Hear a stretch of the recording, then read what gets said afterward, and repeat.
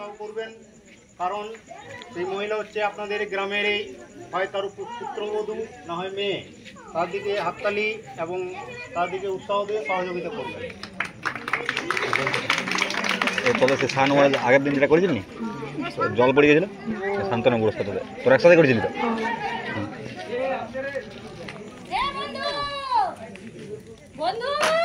দারুণ।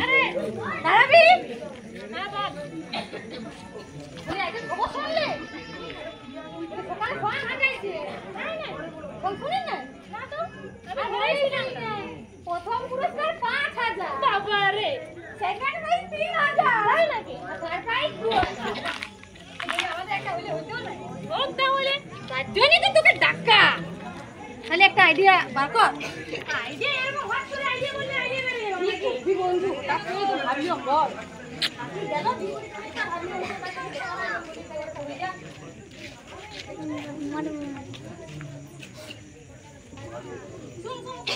বল। তুই ঠিকই রে স্যার, আর আমি রাজা সাজি, বুঝলি? জীবনে প্রথম আমি তোর কাছে একটা জানতে চাইলাম যে কম করবো বন্ধু।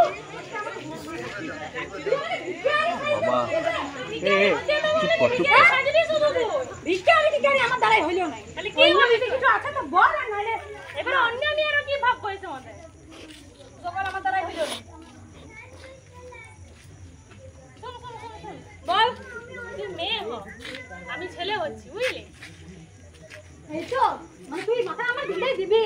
হ্যাঁ, তোকে বলেই আমি ভুল করলাম রে। এত আপত্তি কিসের মেয়েতে?